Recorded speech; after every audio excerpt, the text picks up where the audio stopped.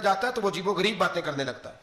تو ہم مات کا شکار ہو گئے. بیویاں نظر مانتی, میں بیمار ہوں, اگر صحیح ہو گئی تو اتنے من لکڑی دوں گی حضرت ابراہیم کی آگ جلانے کے لیے. ایک عورت لے کے جا رہی ہے لکڑیاں, تو ایک نیک دل آدمی نے اس سے پوچھا کہاں جا رہی ہو؟ کہنے لگی میں نے منت مانی تھی تو حضرت ابراہیم علیہ السلام کو معاذ اللہ جلانے کے لیے لکڑیاں لے کے جا رہی ہوں. تو وہ رب کریم کے بندے کہنے لگے تو ڈھونڈتی رہے گی تجھے وہ جگہ ملے گی نہیں. وہ بی بی کئی مہینے گھومتی رہی, جگہ ہی نہیں ملی جہاں لکڑیاں ڈالنی, ماری گئی.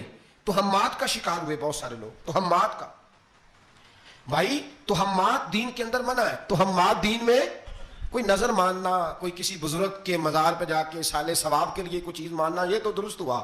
لیکن غیر شرعی نظریں مان لینا کہ میں آ کے گرد چکر لگاؤں گا, میں جناب وہاں جا کے یہ والا تماشا کروں گا, میں دھاگا باندھوں گا, میں رسا کاٹوں گا, میں وہاں گندے ہو سے پانی پیوں گا, ان کی شریعت اجازت, یہ تو ہم بات ہے, بدشگونی ہے. دین میں ان کی کوئی گنجائش ہے؟ آپ نظر ماننے سے پہلے بھی کسی عالم سے رابطہ کریں کہ میں منت مانگنے لگاؤں تو کیسے ماننی چاہیے, اس کا طریقہ پوچھیں. ایسے ہی غلط چیز کی منت تھوڑی مان لی جائے گی. 12 آمدہ سے مطلب حضرت ابراہیم کے لیے آگ جلائی گئی, 45 فٹ اونچی آگ ہے, پرندہ بھی اوپر سے گزرتا ہے تو نیچے گر جاتا ہے جل کے. اتنے دن لگا کے آگ جلائی گئی.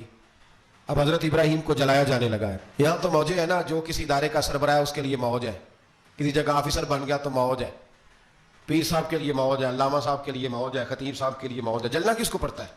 وہ علی کوئی نہیں رہا اللہ ماشاء اللہ. وہ لوگ گزر گئے جو تکلیفیں سہ کے کام کرتے تھے, گزر گیا زمانہ.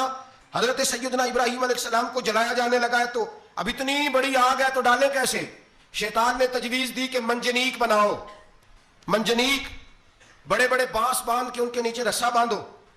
وہ جس طرح جھولنے کے لیے جھولا بنایا جاتا ہے, اس طرح ایک منجنیق پرانے زمانے میں اس میں پتھر رکھ کے پھینکے جاتے تھے دشمنوں پہ. وہ منجنیق بنائی گئی کہ دور سے حضرت ابراہیم کو پھینکیں گے. ہاتھ حضرت ابراہیم کے باندھ دیے, پاؤں مبارک باندھ دیے, پوری زمین پہ ایک نام لینے والا خدا کا. اور اس کو آج رسیوں میں جکڑا ہوا ہے. جب پھینکا جانے لگا نا آگ میں, حوریں رونے لگی, فرشتے تڑپنے لگے, اے اللہ یہ کیا ہونے لگا ہے؟ ایک تیرا خلیل اور وہ بھی آگ میں. فرمایا جاؤ جا کے اسے کہو اگر تمہاری مدد لیتا ہے تو اسے بچاؤ. ہوا کا فرشتہ آیا, کہا ابراہیم اگر تو کہے. او بھائی, ان چیزوں کو کہانی سمجھ کے نہ سنا کریں, یہ داستان نہیں, یہ وہ طریقے ہیں جو ہمارے رسول نے ہمیں اپنانے کا حکم ارشاد فرمایا ہے.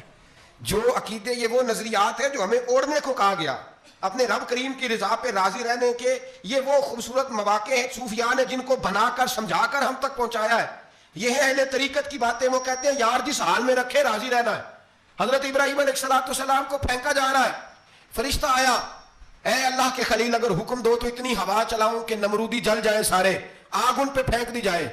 آپ نے فرمایا تو جا, تجھ سے مجھے کوئی کام نہیں. تھوڑی دیر کے بعد پانی کا فرشتہ آیا, کہا حضور اتنی بارش برساؤں گا کہ آگ بجھ جائے گی. فرمایا تو جا, تجھ سے کوئی کام نہیں. اب جب منجنیق میں رکھ دیے گئے, آگ میں جانے کا لمحہ ہے, تیاری ہے, حضرت جبریل امین حاضر خدمت ہوئے. کہا ابراہیم کوئی حاجت؟ فرمایا تجھ سے کوئی نہیں. کہا چلو مجھ سے نہیں تو رب کریم سے ہی بات کر لو, مجھے پتا ہے میں چھوٹا ہوں, آپ مجھ سے مدد کیوں لوگے, رب کریم سے ہی بات کر لیں. تو حضرت ابراہیم کہنے لگے جبریل یہ بتا, رب کو نہیں پتا اس کا خلیل کس حال میں ہے؟ اسے نہیں پتا میں کس حال میں ہوں, میرے ہاتھ بندے ہیں, پیر بندے ہیں آگ میں, اسے نہیں پتا.